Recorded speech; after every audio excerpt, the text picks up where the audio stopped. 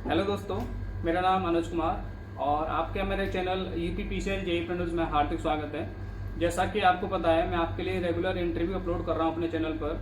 तो दोस्तों, मेरे साथ जुड़े रहिएगा, जिससे कि आपको काफ़ी ज़्यादा मदद मिलेगी। और मैंने इस चैनल पर अब तक 2 इंटरव्यू अपलोड भी किए हैं, आप उन्हें जब तक वॉच कीजिएगा। और उसी कड़ी में मैं आपके सामने एक ऐसी सक्सेस से मिलाना चाहता हूं जो जिनके वीडियोस मैं भी कभी पहले देखता था, लेकिन जब यहाँ पे आया तो मुझे पता चला कि अभी हमारे साथ ट्रेनिंग करने सर आए हैं। सर जो इलेक्ट्रिकल हिंदी वाला जो चैनल है, आप सब लोग उससे शायद परिचित होंगे। उसी का ओनर है सर श्री बालमुकुंद सर जी। तो नमस्कार।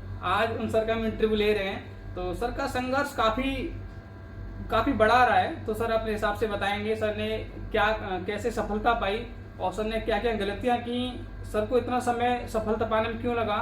तो सर आप बताइए, आपने कब डिप्लोमा पास आउट किया, आप अपना पहले संक्षेप इंट्रोडक्शन दीजिए। मेरा नाम बालमुकुंद सिंह है। नमस्कार सभी देखने वाले साथियों को। आप सभी लोग जुड़े रहिए, आपको बहुत अच्छी जानकारी मिलेगी यहाँ पे। और बहुत सारे लोग मेरे बारे में जानना चाहते थे, तो आज श्री अनुज जी की कृपा से आपको हमको सामने आने का मौका मिला। धन्यवाद सर अनुज जी। जी सर, जी सर। तो मैं सबसे पहले बताना चाहूँगा कि मेरा नाम है बालमुकुंद सिंह और मैं आजमगढ़ डिस्ट्रिक्ट के बिशईपुर गांव से बिलोंग करने वाला हूं। और मेरे माता पिता खेती बाड़ी करने वाले लोग हैं और हम लोगों को ज़्यादा जानकारी नहीं थी। और एक मध्यम वर्गीय परिवार से एक बड़े सपने देखना एक चुनौतीपूर्ण होता है। मध्यम वर्गीय निम्न परिवार से मैं बिलोंग करता हूं। और दोस्तों, सबसे बड़ी चीज़ है कि मैं जो डिप्लोमा जो है 14 में पास किया और अभी आकर जो है 21 में लास्ट में, यानी कह सकते हैं कि 22 में मेरी जॉब यूपीपीसीएल के अंदर लगी। लेकिन दोस्तों, देखने में लग रहा होगा कि इसमें काफ़ी लंबा समय लगा, लेकिन दोस्तों इस समय लगा, इसके पीछे बहुत सारे कारण थे, बहुत सारे समस्याएं थी, जिनकी वजह से लोग ये सोचते हैं कि भागते हैं, डरते हैं जिन समस्याओं से। वो सारी समस्याएं मेरे साथ हुई और उन सारी चीज़ों को मैं इस वीडियो में के माध्यम से बताने की कोशिश करूंगा। तो सर आप कुछ और बताएं सर। जी सर, मेरा पहला सवाल है सर, आपने डिप्लोमा पास आउट जैसे आप बता रहे हैं 2014 में किया था। तो सर 14 से लेके आज 22 लगभग सर 8 साल का आपका संघर्ष रहा है जी। तो सर आपने 8 साल में अब तक टोटल कितने एग्जाम दिए थे, आपने मतलब तैयारी अपने कहाँ से स्टार्ट की थी, आपने कहीं कोचिंग की थी कि नहीं की थी। तो पहले ये बताइए, जैसे आपने जो 14 में पास आउट किया, उसके बाद में आपके दिमाग में क्या ख्याल आया, आपने क्या पहले कदम उठाया 14 के बाद डिप्लोमा पास आउट तुरंत बाद? सबसे पहली बात सर, डिप्लोमा तक पहुंचने की ही कहानी बड़ी संघर्षपूर्ण थी। डिप्लोमा करना ही मेरे लिए बहुत चुनौतीपूर्ण था। उसके बाद नौकरी की बात सोचना ही अलग चीज थी। आज मैं पूरी आपको कहानी आपके सामने रखने जा रहा हूँ। बिल्कुल दोस्तों, मैंने जितनी अपनी पढ़ाई की है पूरे सरकारी विद्यालय से की है। प्राइमरी विद्यालय से मेरी प्राथमिक शिक्षा प्राप्त किया गाँव में।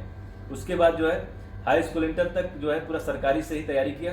तो दोस्तों, किसी ने बाद में उस समय हाई स्कूल इंटर में फिर करियर की चिंता होने लगती है। जी जी। तो वहाँ पे जो इस चिंता को दूर करने के लिए जब कई लोगों से पूछताछ हुआ, जानकारी लिया, तो उन्होंने कहा कि भाई बीए वगैरह मत करिए, सबसे शॉर्ट में जॉब है, पॉलिटेक्निक होता है, सस्ते में हो जाता है, कम पैसे लगते हैं, अगर सरकारी कॉलेज मिल जाए तो आप उसको दीजिए। तो मैं इंटरमीडिएट में था, मैंने परीक्षा दिया तो मेरे 300 में 13 नंबर आए। दोस्तों, अगर मेरी जगह कोई और व्यक्ति रहता तो एक बार उसके हौसले डगमगा जाते। लेकिन दोस्तों, मैं फिर वहां से किसी तरह से करके घर पे पिताजी ने उधार पैसे लेके जैसे हमको इलाहाबाद भेजा और वहां पे आकर हमने कोचिंग किया पॉलिटेक्निक के लिए। सोचिए, पॉलिटेक्निक के लिए हमको एडमिशन लेने के लिए कोचिंग करना एंट्रेंस के लिए सर ने कोचिंग की थी, एंट्रेंस एग्जाम को निकालने के लिए। तो आप सोच सकते हैं कि कंडीशन कितनी दिक्कत रही होगी। वहाँ अपने लिए जानकारी कुछ नहीं थी, बस पता था कि पॉलिटेक्निक होता है। तो उसके बाद दोस्तों मैंने कड़ी मेहनत की, क्योंकि यहाँ पे अच्छे मार्गदर्शन मिले। राजकमल कोचिंग में मैंने कोचिंग किया था। वहाँ पे मार्गदर्शन एक बार मिल गया, क्योंकि मैंने जिंदगी में उससे पहले कोचिंग कभी किया ही नहीं था। तो दोस्तों खूब मन लगा के पढ़ाई किया। और यहाँ पे दोस्तों पॉलिटेक्निक के अंदर भी मेरा 164 रैंक आया पूरे यूपी के अंदर, और आईआरटी में भी 32 रैंक आया उस समय। तो काफी मदद मिली। लेकिन उस समय दोस्तों मेरे आईआरटी में आने का उद्देश्य, आईआरटी कॉलेज में एडमिशन लेने का उद्देश्य ये था, एकमात्र उद्देश्य था कि वहाँ पे कैंपस होता है, प्राइवेट जॉब मिल जाती है। बस मुझे इतनी ही जानकारी थी। मुझे ये नहीं पता था कि ये पॉलिटेक्निक ग्रेजुएशन के बराबर होता है, नहीं होता है, कोई जानकारी नहीं थी। किससे जेई कैसे बनते हैं, इसकी कोई जानकारी नहीं थी। पॉलिटेक्निक 3 साल लगभग आईआरटी के अंदर चलता रहा, कोई जानकारी नहीं थी। बिल्कुल ही आम स्टूडेंट, बिल्कुल क्लास में भी 10वें 11वें स्थान पे मैं रहता था। बहुत ही मीडियम लेवल का परफॉर्मेंस था। लेकिन दोस्तों, जब थर्ड ईयर में पहुंचा तो अपने सीनियरों को देखा सेलेक्ट होते हुए, जो कि पास आउट हो चुके थे। वो यूपीपीसीएल और कई जगह बिजली विभाग में सेलेक्ट होते हुए देखा। तो उनसे मैंने पूछा, जानकारी ली, प्राप्त किया कि सर ये मतलब कैसे मतलब होता है। तो उन्होंने बताया कि तो डिप्लोमा लेवल के क्वेश्चन आते हैं और एक नॉर्मली आपका हाई स्कूल लेवल का आपका जीके जीएस आता है।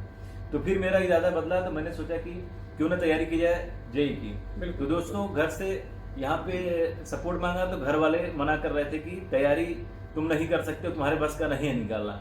लेकिन मैं घर वालों से जिद किया कि नहीं मैं कर सकता हूँ, मुझे आता है, मैं कर सकता हूँ। तो बड़ी मिन्नतें करने के बाद घर वालों ने परमिशन दी कि ठीक है तैयारी करो। फिर कोचिंग वगैरह का फीस का अरेंजमेंट करना थोड़ा मुश्किल था जी। तो यहाँ पे अरेंजमेंट हुआ कोचिंग वगैरह का। और आपको पता है दिलीप गुप्ता सर हैं वहाँ पे चैलेंजर में, आपको मालूम ही होगा, बहुत सारे लोग हमारे साथ पढ़े भी होंगे, जानते होंगे। तो 2015 में दोस्तों वैकेंसी आई और वहाँ पे पहले अटेम्प्ट में मैंने यूपीपीसीएल क्वालिफाई किया। लेकिन दोस्तों इंटरव्यू में देने के बाद, उसमें इंटरव्यू हुआ करता था 2015 में, तो मैं वहाँ से बाहर हो गया। तो दोस्तों उस समय का पैटर्न 2015 का अलग था। अलग से मतलब है कि उस समय मशीन बेसिक और राजपूत लोग पढ़ लेते थे, सिलेक्शन मिल जाता था। तो वही पैटर्न भाई अपने सीनियरों का देखे थे, वही हम लोग फॉलो कर रहे थे। जी। लेकिन उसमें कुछ परिवर्तन हुए तो दिक्कतें, उसी वजह सिलेक्शन से बाहर हो गए। लेकिन दोस्तों ये हुआ चलो ठीक है 15 में नहीं हुआ तो अगली बार देखते हैं। अगली बार ट्राई किया गया, 16 के लिए तैयारी किए।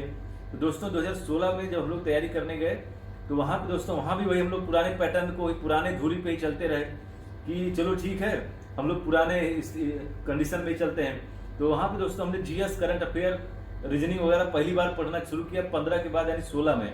यानी कि मैक्सिमम लोग पहले नॉन टेक को अवॉइड करते थे, नॉन टेक को इग्नोर करते थे। मैं ये बताऊंगा कि मुझे समय क्यों लग गया। जी। तो नॉन टेक वगैरह को अवॉइड करते थे, तो हम लोग भी अवॉइड किए। सोचे टेक्निकल एकदम रट लेते हैं, पूरा पढ़ लेते हैं, सिलेक्शन मिल जाएगा। तो दोस्तों 16 में क्या हुआ, मशीन बेसिक गायब हो गया। पूछने लगा कि गोबर गैस प्लांट कैसा होता है, पूछने लगा कौन चक्की का एफिशिएंसी कितनी होती है। जी। इस टाइप के क्वेश्चन आने लगे। क्वेश्चन का पैटर्न बदलता हुआ मिला और इतना ज्यादा बदल गया कि उसमें पूरी तरह से जितने नॉन कन्वेंशियल हैं, नवीनकरणीय सोर्स हैं, अनवीनकरणीय सोर्स हैं, इनसे क्वेश्चन पूछे गए 2016 में। और उस समय मेरिट गई थी दोस्तों 500 सीटें थी, मेरिट 121 ही गई थी। और यहाँ पे हमारे 115-16 नंबर पे ही हम निपट गए, सिलेक्शन से वहाँ बाहर हो गए। क्योंकि गलती वहाँ पे यही हो गई कि हमने समय के साथ खुद को बदला नहीं। जी। उसके बाद दोस्तों यहाँ पे थोड़ा समय मिला, 130 की एक वैकेंसी आई।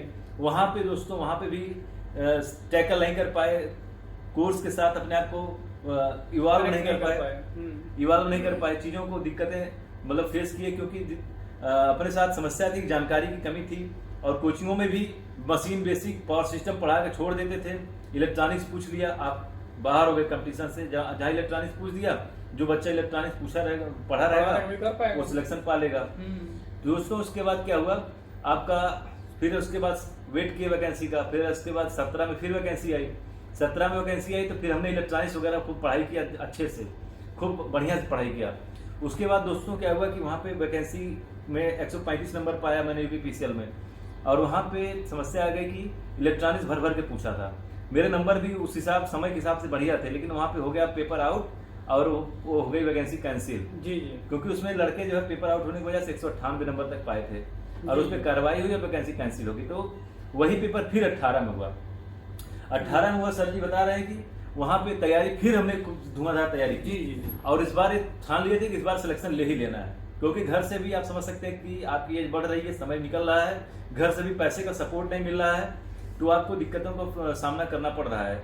लेकिन फिर भी उन प्रेशर के बीच में आपको तैयारी करते जाना है। क्योंकि कोचिंग जो वहाँ पे है वो कोचिंग पुराने पैटर्न पे ही चल रही थी, पुराने धुरी पे ही चल रही थी, उनमें नयापन आ ही नहीं रहा था। और जो हमारी मानसिकता थी कि हमको इलेक्ट्रॉनिक्स से नहीं पूछेगा या यहाँ से नहीं पूछेगा, उनमें परिवर्तन आ रहा था। फिर दोस्तों यहाँ पे आप ये जान लीजिए कि मेरे नंबर उस समय आए 154 नंबर, 155 नंबर आए थे। हमारे साथ एक प्रज्ञांशु सिंह आए, उनके भी 154 नंबर थे, हमारे भी थे। और ये हो गया कि अब सिलेक्शन हो ही जाएगा।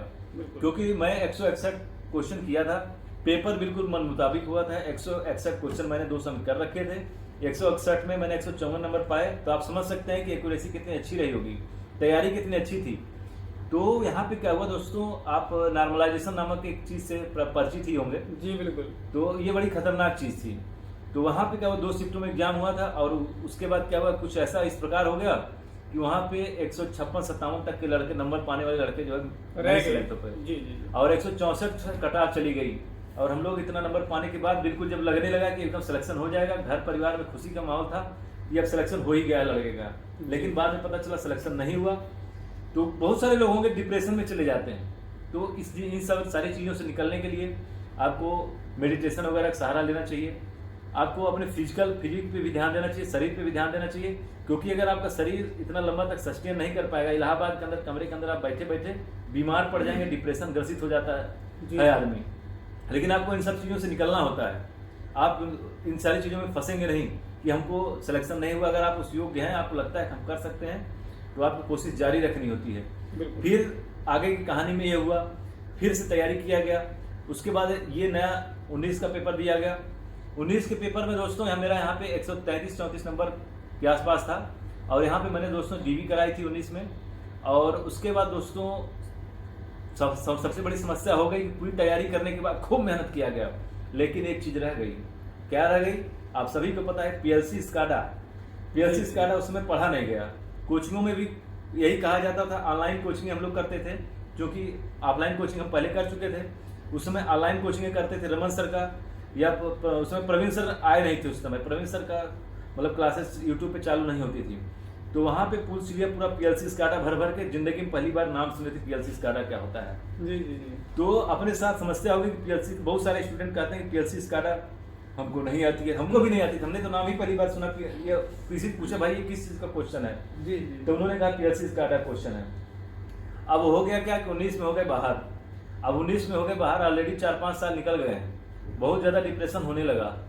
फिर उसके बाद एक बार फिर हुआ कि चलो एक बार फिर से उठते हैं, फिर से एक बार तैयारी करते हैं, फिर से एक बार जूझते हैं। तो हमने फिर सारी चीज़ों को सुधारने का प्रयास किया कि इस बार जो है, क्योंकि तेज़ी से पढ़ाई भी हो गई थी, तो ये मिला जुला कि ये हुआ कि अब अपना नॉनटेक वाला portion GS current affair daily पढ़ना है। हमने नेक्स्ट एग्जाम आपने सुना होगा, और गौरव सर के द्वारा डेली में करंट अफेयर देखता था। डेली सुबह उठते ही पहला काम करंट अफेयर देखना है।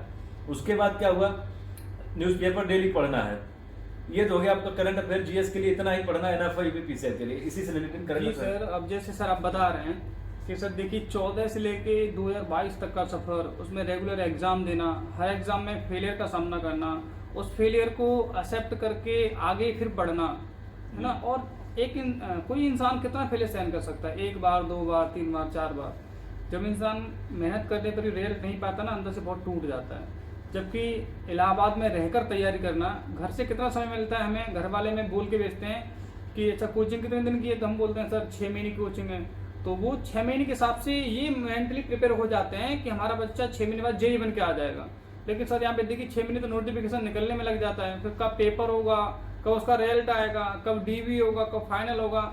हमारी बीच वाली वैकेंसी कोई आज 2022 में हमारा ज्वाइनिंग हुआ है, तो घर वालों की मेंटलिटी तो उन्हें नहीं पता रहता ना सर उनका क्या होना है। लेकिन जो बच्चा फेस करता है वो किस तरह से इलाहाबाद में कुड़ के जीता है, घुट के जीता है। हम तो इस समय यहाँ पे एसी में बैठे हुए हैं, है ना, यहाँ पे 16 पे एसी चल रही है। लेकिन अभी मेरा एक दोस्त निशांत शर्मा जी हैं जो भी इलाहाबाद गए थे, तो उनसे मैंने पूछा सर वहाँ पे अभी सलौरी में वही माहौल है क्या? तो बता रहे थे कि एक इतने छोटे से कमरे में लगभग 6 बच्चे रहते हैं, 4 बच्चे रहते हैं। जब खाना बनाने का समय आता है तो पंखा भी बंद कर देते हैं। आप सोच के देखिए, 3rd फ्लोर पे इंसान रह रहा है और पंखा बंद कर देगा तो उसको कितनी गर्मी का एहसास होगा। तो दोस्त, अगर आपकी मेहनत में कहीं भी थोड़ी सी भी कमी रह रही है तो आप सर से सीख लीजिए। देखिए सर ने लगातार 8 साल का सर का संघर्ष रहा है, फिर भी सर ने हार नहीं मानी और आज इस मुकाम को उन्होंने हासिल कर ही लिया। तो सर आपसे मेरा अगला सवाल ये रहेगा, सर आपने जैसे तैयारी करते करते आप बता रहे हैं सारी चीज़ हमको बताई, तो सर आपने तैयारी का जैसे पढ़े कैसे थे, जैसे चीज़ों को कैसे मेंटेन किए थे, चीज़ें मतलब कैसे पढ़े? जैसे मान लो आप बार बार असफल हो रहे थे तो आपने अपने नोट में कैसे चीज़ों को और एक्स्ट्रा जोड़ा, आपने कैसे पढ़ाई की? सर यही तो मैं बढ़ा रहा हूँ अपनी बात को। सर यहाँ पे करंट अफेयर के लिए आपको डेली पढ़ना पड़ेगा। आप उसको इग्नोर करके नहीं जा सकते, क्योंकि एग्जाम से 1 महीने पहले आप करंट अफेयर आपका तैयार हो नहीं सकता। बिल्कुल, वो भूल जाइए जो करंट अफेयर आप इग्नोर करते सर। उसके बाद आप जैसे पीएलसी स्काडा को आप इग्नोर नहीं कर सकते, आप उसको रेगुलर पढ़ना होगा, समझना होगा। ऑटोकैड पीएलसी स्काडा देखिए कुछ नहीं है। जब हमने पहली बार पढ़ा, पहली बार में ही तैयार हो गया। क्या है ऑटोकैड में? ऑटोकैड में आपका कंप्यूटर की कमांड है छोटी छोटी, उसी को आपको समझना है, पढ़ना है। और उसके अलावा जो सॉफ्टवेयर उसमें यूज होते हैं, जो सिस्टम यूज होता है, एक सिंपल सी पतली सी बुक आती है, इलाहाबाद के अंदर आप जाएंगे आपको मिल जाएगी। जयप्रकाश, बहुत सारे प्रकाशन हैं, मैं नाम नहीं लूंगा, 20 जी के हैं, तो उनको आप पढ़ सकते हैं, आपका कॉन्सेप्ट क्लियर हो जाएगा। उसके अलावा यूट्यूब से भी आप चीज़ों को पढ़ सकते हैं। तो पीएलसी स्काडा और ये आपका मैटलैब, इनसे क्वेश्चन जो बनते हैं उनको आप तैयार कर लीजिए, उनसे आप भाग नहीं सकते। बाकी जो मशीन है, बेसिक है, पावर सिस्टम है, इनको साथ में उतना लेके चलना है कि नॉर्मल क्वेश्चन आपसे बन जाए। ये नहीं कि आपको उसमें पीएचडी नहीं करनी, किसी भी सब्जेक्ट में अगर आप पीएचडी करेंगे तो आपके लिए दिक्कत खड़ी हो जाएगी। जी जी जी। जैसी गलती मैं करता था कि मेरा किसी एक विशेष सब्जेक्ट में ज़्यादा नॉलेज होता था, लेकिन जो ये पीएलसी स्काडा ये सब चीज़ें छोड़ना मेरे लिए बहुत घातक सिद्ध हुआ। उसके अलावा माइक्रो प्रोसेसर हुआ, इलेक्ट्रॉनिक्स हुआ, उसके अलावा आपका कंट्रोल सिस्टम हुआ।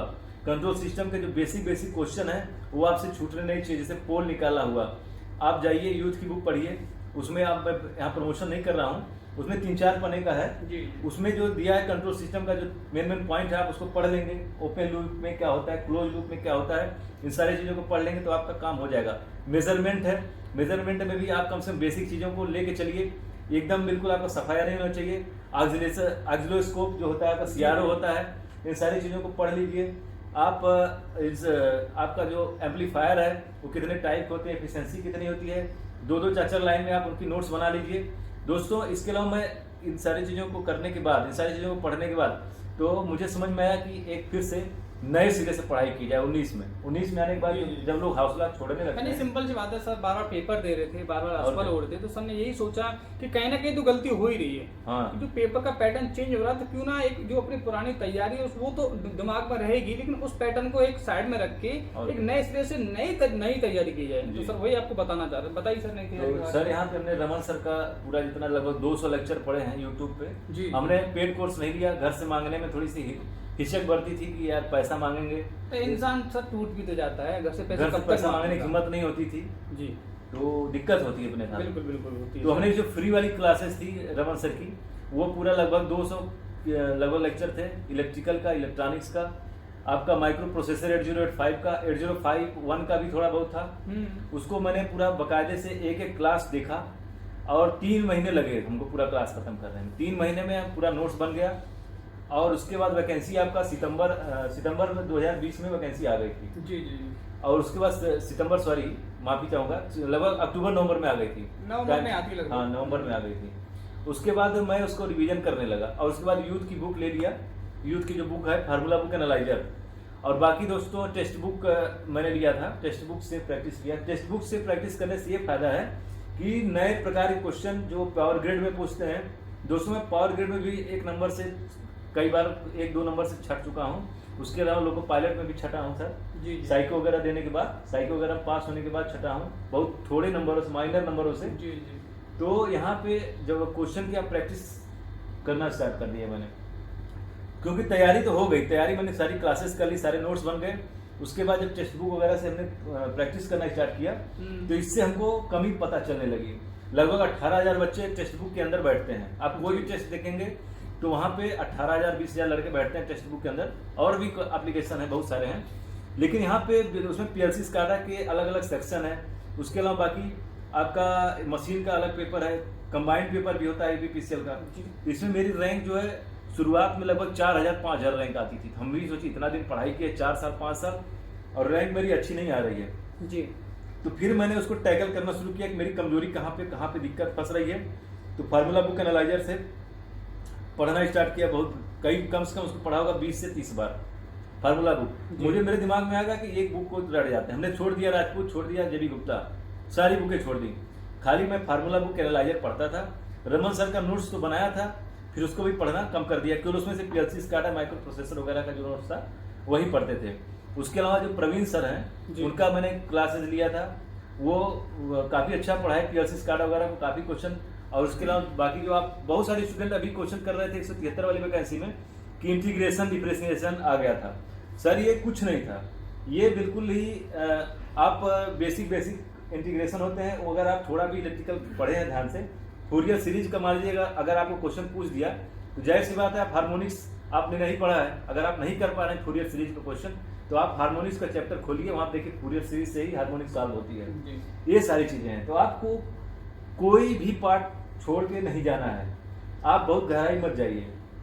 नॉर्मल सी बात है, अगर आपको यूपीपीसीएल जेई बनना है तो डिप्लोमा का एक भी सब्जेक्ट आप स्किप नहीं कर सकते। जी सर। चाहे कम्युनिकेशन वाला हो, कम्युनिकेशन भी आपको जो पढ़ के होता जाना है ना, जो मतलब वो एक इंग्लिश वाली किताब आती है छोटी सी, जी। जो फर्स्ट सेमेस्टर में आती है, वो वहां से भी कुछ पूछ लेगा। आप उससे ये नहीं बोल सकते ये क्यों आ गया, सिलेबस में नहीं था। IMED से भी पूछ ले रहा है, IMED पूछता है, IMED से भी पूछ लेगा, सब कुछ पूछता है। आप भाग नहीं सकते। जी आप, मैं नहीं कह रहा हूँ कि आप पूरा गहराई में चले जाओ। हमको एक बात धीरे धीरे दिमाग में आ गई कि हमको कुछ छोड़ के नहीं जाना है। बिल्कुल बिल्कुल। अगर सर आप कुछ छोड़ के जाएंगे ना तो एग्जाम में मान चलिए वही आएगा, और वही आता भी है, ऐसा हो भी जाता है। सिंपल बात है, कम पढ़े लेकिन सब पढ़े। हाँ। आप भले कम पढ़िए लेकिन सब पढ़िए। आप स्किप करेंगे, देखिए सिंपल सी बात है। मैं एक बात आपको बताना चाहता हूँ, हमारे जो डीबी हुआ था फर्स्ट डीबी, उसमें लगभग 424 बच्चों को पास किया गया था जी। ठीक है। अब हमको सेलेक्ट किया गया मात्र 191 को। तो क्या आपको ऐसा लगता है कि वो 424 बच्चे होशियार नहीं थे? सब योग्य थे। सर ऐसा कुछ नहीं है, वो सब योग्य थे, लेकिन यहाँ पे रिक्वायरमेंट नहीं है ना, उनको लेने तो 191 ही है ना जी। तो मात्र 3 नंबर मेरिट बढ़ी है, 3 साढ़े 3 नंबर। जी। 3.5 नंबर में सारे बच्चे निकल गए ना, जो बच्चे थे वो सब निकल गए। तो ऐसा तो है नहीं कि वो बच्चे होशियार नहीं थे, योग्य नहीं थे। अगर वैकेंसी होती है तो वो भी हमारे अंदर आज यहाँ पे बैठे होते। लेकिन सर इतना जान लीजिए, कंपटीशन तगड़ा है, आपको अपने साथ पूरी ईमानदारी से काम करना पड़ेगा। बाकी सर को आप देख ही रहे हैं, 8 साल सर का संघर्ष रहा है, सर ने कैसे पढ़ाई की, सर ने क्या क्या इम्प्रूवमेंट किए। आपको समय के साथ अपना इम्प्रूवमेंट भी करना पड़ेगा। आप पुराने ढर्रे पे नहीं चल सकते, और ऐसा चलेंगे तो आपको 8 नहीं, आपको 80 साल भी पेपर देंगे तब भी आपका सिलेक्शन नहीं होगा। ये एकदम श्योर है। सर ने, अब देख सर बता रहे हैं, जैसे कोई इंसान पूरा नोट्स बना लेता है, उनको पढ़ता है, तो एक नई चीज को एक्सेप्ट करने में उसको थोड़ा कठिनाई का सामना करना पड़ता है। लेकिन सर ने देखिए 19 का पूरा सिलेबस 14 से लेकर 19 5 साल का समय था, उसमें सर ने जो भी पढ़ा, सर ने उसको एक किनारे किया। सर समझ गए थे पेपर का पैटर्न चेंज हो रहा है, अगर मैं यही पढ़ता रहूंगा तो मेरा सिलेक्शन आगे होगा भी नहीं।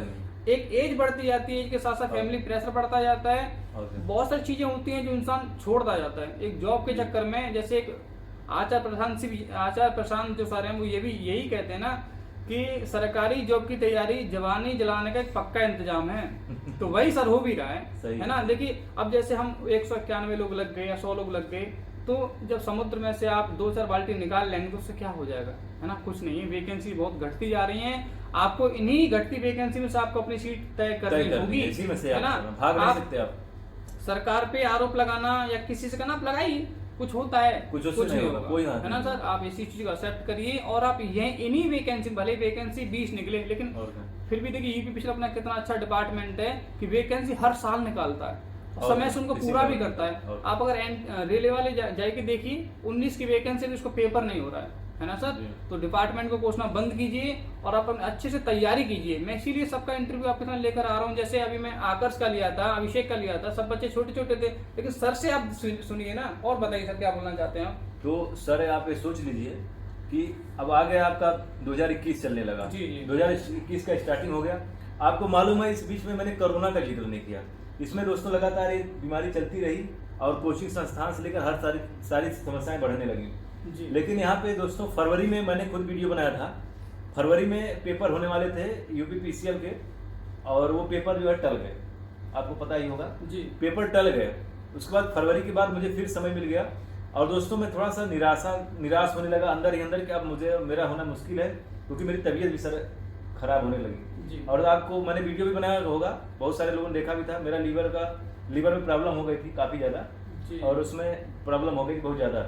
तो उसके बाद सर मैं घर चला गया, मतलब अभी ये आपका 21 ही चल रहा था, घर चला गया। लेकिन घर पे जाके बहुत लोग कहते हैं, घर पे जाके बहुत लोग कहने लगे कि अब तो घर आ गया, इलाहाबाद छोड़ के चला आया, इसका सिलेक्शन नहीं होगा। पूरी तरह से जाने नेगेटिव बातें होने लगी। लेकिन मैं टेक्स्ट बुक पे प्रैक्टिस करना छोड़ा नहीं, लगातार प्रैक्टिस करता रहा, और उसी के अकॉर्डिंग तैयारी करना शुरू कर दिया। जैसे सेट पेपर हल करते हैं, और वहाँ पे मेरा इंप्रूवमेंट होता गया। और सर एक समय ऐसा भी आ गया कि जब मेरी रैंक जो है 50 के अंदर आ गई, 4000 रैंक से 50 रैंक के अंदर में आ गया जी। और उसी पे लगातार तब उम्मीद है, कॉन्फिडेंस तब बनने लगा कि मैं सिलेक्शन के करीब पहुंच चुका हूँ जी। और सर उसके बाद मेरे पास एक ही ऑप्शन था, अगर मेरा सिलेक्शन ना होता तो जाके आज कहीं मैं 10,000 की जॉब करता।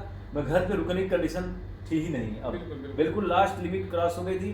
तबीयत सर खराब हो गई थी, मैं हॉस्पिटल में 1 महीने भर्ती था।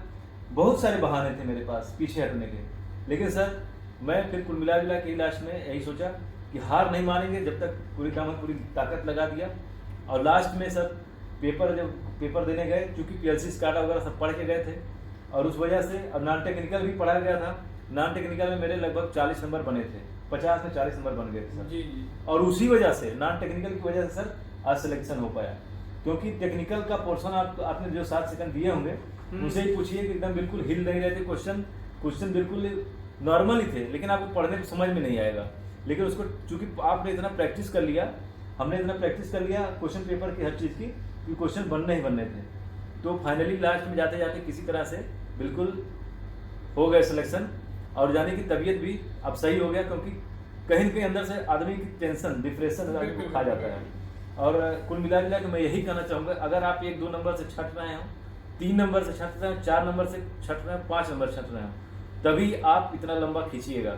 ये नहीं कि आप कटाप बनी है 120 पे आपके नंबर है 100 और आप लगे पड़े हो। मैं ये तो कभी नहीं कहूँगा भाई, आपको तब कहीं ना कहीं सोचने की जरूरत है कि या तो आप फिर उसी अपनी मेहनत को 1.5 गुना बढ़ाइए। अगर आप 1.5 गुना स्कोर में आपका कम है, 20% कम है, तो अपनी मेहनत को बढ़ाइए। और अगर आप नहीं बढ़ा सकते हैं, उसी ढर्रे पे चलेंगे, पुराने ढर्रे पे चलेंगे, अपने आप को बदलना नहीं चाहते हैं पेपर के हिसाब से, तो आपको भाई तैयारी नहीं करनी चाहिए, क्विट कर देना चाहिए। क्विट कर देना चाहिए। सर का आप कहना खुद को यही बदलिए। है, अगर आपकी जैसे 200 नंबर का पेपर है और अगर आपके उसमें मार्क्स, मैं आफ्टर नॉर्मलाइजेशन की बात कर रहा हूँ, और आपके मार्क्स मान लो 120 आ रहे हैं, कट ऑफ जा रही है 145, तो सर 25 नंबर का डिफरेंस है ना, ये बहुत बड़ा डिफरेंस है। अगर आप 4-5 साल से तैयारियां कर रहे हैं और फिर भी 25 नंबर के अंतर पर आ रहे हैं, तो सर थोड़ा मुश्किल है ना, उसको थोड़ा सुधारिए। और सर ये बताइए, जैसे आपने टेस्ट को प्रैक्टिस कर, आप बता रहे हैं मेरी रैंक पहले 4000 के आसपास आती थी, फिर मैं प्रैक्टिस करता गया तो रैंक इम्प्रूवमेंट हुआ, मेरी रैंक अंडर 50 आने लगी, तो सर ये कैसे हुआ? आपने क्या उसमें क्या एनालिसिस किया, कैसे टेस्ट बुक को अटेम्प्ट करते थे, कैसे उसे पेपर देते थे, उसका तरीका क्या था पेपर देने का? सर उसमें देखिए कई सेक्शन में डिवाइड है। पहले तो आप कंप्लीट पेपर दीजिए जी, कंप्लीट पेपर देंगे तो आपको अपनी कंडीशन पता चल जाएगी कि आप तैयारी करने लायक हो भी या नहीं हो। बिल्कुल बिल्कुल। क्योंकि उस चीज को आप समझना होगा कि अगर आप चीजों को अपने हिसाब से आपको बदल नहीं पा रहे अपने आप को, तो आपके लिए दिक्कत है। आप सेक्शन वाइज पेपर दीजिए। मशीन आपकी कमजोर है तो मशीन का पूरा पेपर दीजिए, उसमें दिया होगा। और भी बहुत सारे टेस्ट सीरीज हैं। आप इलेक्ट्रॉनिक्स है, फर्स्ट पेपर है, उसको आप प्रैक्टिस करिए। कंट्रोल सिस्टम का अलग से प्रैक्टिस करिए। पीएलसी स्काडा का पेपर आप अलग से दीजिए, उसमें 3-4 पेपर रहेंगे, आप उनको सब्जेक्ट वाइज पेपर दीजिए, प्रैक्टिस करिए, आपको रैंक पता चलेगी। और जो क्वेश्चन पेपर आप सॉल्व करते हैं, सॉल्व करने के बाद पेपर बाद में उनके सोल्यूशन भी देखिए कौन सा क्वेश्चन आपको गलत हुआ है, आपका कहाँ गलती हो रहा है, आप उसको सुधारिए। हिंदी को आप इग्नोर मत करिए। हिंदी 10 नंबर का होता है, लेकिन 10 में आप 10 भी पा सकते हैं, 10 में 2 नंबर भी पा सकते हैं अगर अलंकार समास संधि पूछ लिया तो।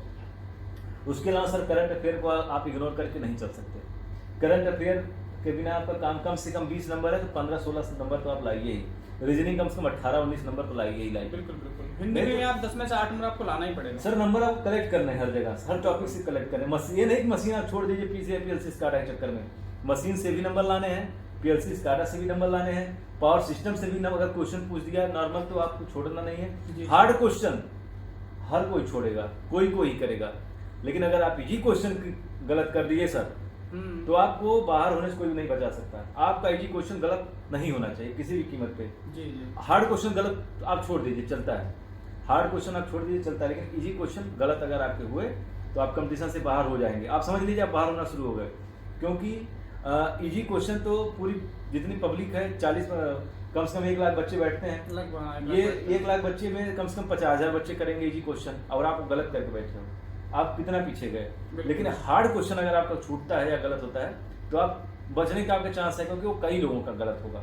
और दूसरी बात है सर, आप ज्यादा क्वेश्चन मत करिए। ज्यादा क्वेश्चन इसलिए क्योंकि आप 200 क्वेश्चन करने के लिए वहां पेपर में नहीं बैठे हो। बिल्कुल। आप क्वेश्चन के लेवल देखिए। अगर क्वेश्चन हार्ड लगा, अगर आपने तैयारी जम के की है तब भी अगर पेपर हार्ड लग रहा है तो समझिए पेपर कठिन है। अगर आपने जम के तैयारी की है तो अगर पेपर नॉर्मल मीडियम भी है तो आपको पेपर हार्ड लगेगा ही। आपको लगेगा कि तो मुझे आ रहा है। आपको पूछ देगा कि पीएलसी स्काडा में या स्काडा में कौन सा सॉफ्टवेयर होता क्या है, आरटीयू क्या होता है, एमटीयू क्या होता है, स्काडा का फुल फॉर्म पूछ देगा, किसने इन्वेंशन किया था। उसके अलावा पूछ देगा पीएलसी में कितने बस होती हैं, कितने टर्मिनल होती हैं, 40 नंबर के टर्मिनल का क्या नाम है, क्या काम करता है, कितने वोल्टेज में काम करता है। तो ये बेसिक चीजें हैं। चीजें बेसिक ही पूछी जाती हैं। अभी पीएलसी का बनाना नहीं है सर। बिल्कुल चीजें बेसिक ही पूछी, लेकिन वही है ना कि कम पढ़े लेकिन सब पढ़े। चीजें बेसिक आएंगी लेकिन वो नहीं आपको छूटना चाहिए सर। चीजें सारी आनी चाहिए। आसान क्वेश्चन तो गलत होना ही नहीं जी चाहिए। सर, एक सवाल और है जो बच्चे बहुत परेशान रहते हैं। जैसे मान लो कोई जी। बच्चा 2 साल 3 साल तैयारी कर लेता है ना, जी जी उसके बाद एकदम से डिमोटिवेट हो जाता है। फिर वो, और उसकी 2 कंडीशन है, या तो जी। जॉब, या तो वो तैयारी छोड़ के जॉब पकड़ ले, जी या फिर वो, मतलब यही है कि ऑप्शन जॉब पकड़ सकता है। लेकिन अब वो एक चीज है, वो ये सोचता है कि अगर मैं यहाँ से क्विट कर दिया तो फिर मेरी तैयारी नहीं हो पाएगी। या मतलब 3 साल के बाद भी क्या बच्चे को तैयारी करनी चाहिए, या फिर करनी चाहिए तो कैसे उसको इकोनॉमिकली स्ट्रांग होना पड़ेगा। क्योंकि जैसा मेरा मानना है कि घर वाले हाँ, बिल्कुल देखिए, सर, घर वाले बिल्कुल। आपका साथ दे सकते हैं। देखिए एक हर समय किसी तक। की कंडीशन अलग अलग होती और क्या। है ना, हर किसी घर वाले अलग अलग होते हैं। कि जहाँ तक मैं मान पा रहा हूँ, जो बच्चा डिप्लोमा करके तैयारी कर रहा है ना, उसके 95% एकदम मिडिल परिवार से बच्चा होता है। मिडिल ठीक परिवार है, से। गरीब भी कह सकते हैं, मिडिल हाँ। परिवार से होता है, सीधी सी बात है। तो उसका भार वो बहन मुश्किल से 1 साल 2 साल मैक्सिमम 3 साल तक कर सकते हैं। मैक्सिमम 3 साल। ठीक है, तो सर ये बताइए उसके बाद बच्चा क्या करे, कैसे अपना इकोनॉमिकली स्ट्रांग बने और तैयारी को आगे बढ़ाए, या फिर प्राइवेट जॉब करे। देखिए इसमें सर, क्या कहना आपको चाहते तो पता ही होगा, मेरा यूट्यूब चैनल था। बिल्कुल, इलेक्ट्रिकल हिंदी से कई क्योंकि YouTube सर चैनल है। ऐसा है कि आपको थोड़ा सा आत्मनिर्भर बनने की कोशिश करनी पड़ेगी। जी आत्मनिर्भर के रूप में है कि आप ये नहीं कह रहे हैं कि आप जाके सीधा कोई बड़ी कंपनी में बड़ा जॉब ही करिए। जी। आप यूथ पब्लिकेशन के इलाहाबाद में अंदर बहुत लोग काम करते हैं सर, 5,000 6,000 रुपये 7,000 रुपये में काम करते हैं, वो भी काम कर सकते हैं। पार्ट टाइम आप कोई भी जॉब कर सकते हैं, ट्यूशन पढ़ा सकते हैं, कोचिंग पढ़ा सकते हैं। बिल्कुल। बहुत सारे लोगों ने क्वालिफाई किया है। बहुत अगर ठीक ठाक आपको प्राइवेट जॉब भी मिल जा रही, कम पैसा है, पैसा कम मिलेगा। जी। आपको पता है कि ऑनलाइन कोर्सेज उपलब्ध हैं, तो आप उससे थ्रू आप ऑनलाइन कोर्सेज भी कर सकते हैं। आप ऑनलाइन, ये आपका ऑनलाइन जो टेस्ट सीरीज होती है उनको ले सकते हैं। और अपने सबसे बड़ी बात है कि पॉजिटिव लोगों की संगति में रहिए, बिल्कुल, पॉजिटिव बिल्कुल। दोस्त बनाइए। ये नहीं कि जो डिप्रेशन से भरा हुआ है उसके साथ रहिए। दोस्तों एक चीज मान लीजिए, तैयारी करेंगे आपका फायदा दोनों तरफ है, चित्त भी आपकी है, पट्ट भी आपकी है। पूछिए कैसे? दोस्तों अगर आपकी तैयारी जम के हुई है, आपका नॉलेज बढ़ेगा। मान लीजिए आप यूपीपीसीएल में नहीं सिलेक्ट होते, आप दिमाग में बैठा लीजिए कि सरकारी नौकरी अंतिम यात्रा नहीं है। बिल्कुल। इस बात को आपका जीवन का सबसे बड़ा लक्ष्य हो सकता है, बहुत बिल्कुल हो सकता है, लेकिन आप ऐसा नहीं कि आप वो नहीं मिला तो मैं मर जाऊंगा, ऐसा नहीं होना चाहिए। आपका देखिए तैयारी करेंगे, आपका नॉलेज बढ़ेगा। बिल्कुल। बेहतरीन नॉलेज के साथ आप इंडस्ट्री, प्राइवेट इंडस्ट्री में भी जाएंगे, आप वहाँ पे बेहतर काम करेंगे, आप वहाँ पे बढ़िया पैकेज में भी काम कर सकते हैं। आपका एक्सपीरियंस होना चाहिए। उसके अलावा दोस्तों आपको कंप्यूटर का ज्ञान भी सीखना चाहिए। यूट्यूब पे भी सर्च करिए, यूट्यूब के भी कला सीखिए। आपको ये सब पार्ट टाइम चीजें हैं, इनको आप करेंगे तो आपके स्किल में सुधार होगा। ऐसा नहीं कि आपको किताबी कीड़ा बन जाए, किताबी कीड़ा बन के आपको कुछ नहीं होने वाला है। किताबी कीड़ा का मतलब कि आप 24 आवर पढ़ेंगे तो आपका सिलेक्शन हो जाएगा, इसकी कोई गारंटी नहीं है।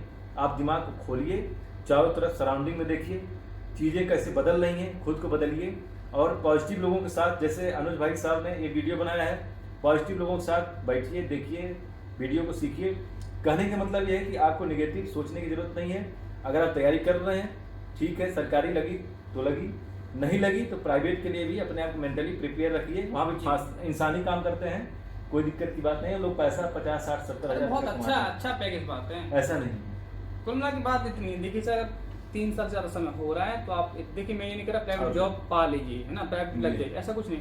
आपको 4 घंटे का काम देखिए, 24 घंटे होता है ना, 4 घंटे प्राइवेट काम करिए, वहां से आपको 4,000 6,000 इतना मिल जाएगा। खर्चा बर्तन 6,000 मिल जाएगा ना, काफी इनफ है।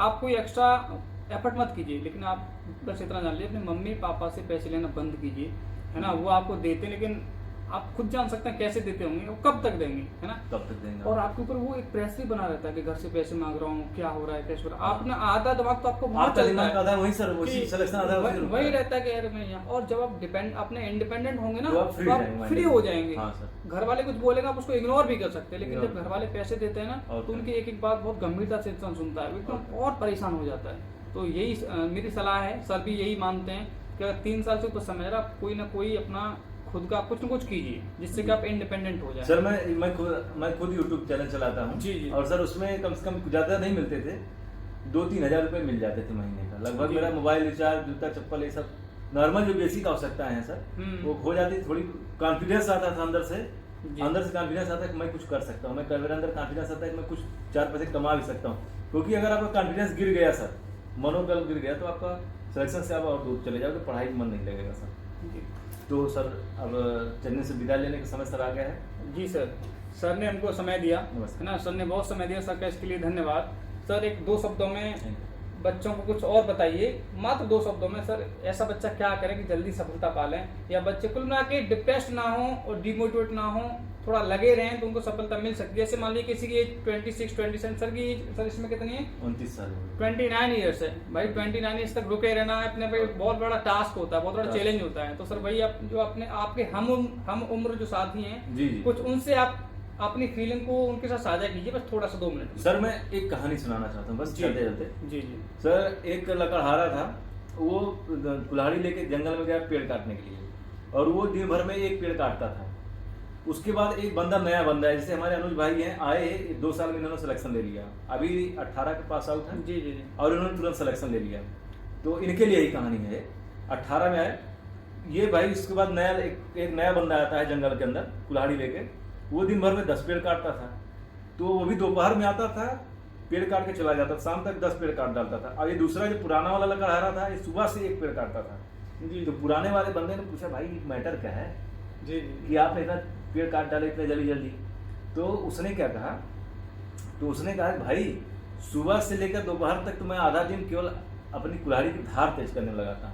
जी बिल्कुल ठीक है, कहने का मतलब क्या है, धार से मतलब है अपनी शरीर को, मन को पहले मजबूत बनाइए। आपका मन कमजोर है, गर्लफ्रेंड का फोन आ गया, डिस्टर्ब हो गए, आपका और सारी दिक्कतें आ गई, दिक्कत आपको मेंटली और फिजिकली दोनों मजबूत होना पड़ेगा। इलाहाबाद के अंदर रहेंगे, आपको बर्तन भी मांजना पड़ेगा, सब्जी भी लाना पड़ेगा, खाना भी बनाना पड़ेगा, और सर बहुत सारी जिम्मेदारियां निभानी पड़ेगी, कोचिंग भी समय से जाना पड़ेगा। जी जी जी। तो उसके लिए सबसे मेन जरूरी है कम से कम 15 मिनट आप अपने मेंटल और फिजिकल हेल्थ के लिए दीजिए। थोड़ा सा एक्सरसाइज करिए, थोड़ा सा योगा ध्यान करिए, तो आप जाहिर सी बात है इन सारी समस्याओं को तेजी के साथ निपटा सकते हैं। जी बस इतना ही कहूँगा सर। इन्हीं शब्दों के साथ में हम अपना इंटरव्यू खत्म करेंगे। सर का बहुत बहुत धन्यवाद समय देने के लिए, और आप भी हमारे साथ जुड़े रहिए। आपके लिए ऐसे इंटरेस्टिंग चीजें, इंटरेस्टिंग इंटरव्यू और बहुत सारी चीजें आपको मिलती रहेंगी। धन्यवाद। धन्यवाद।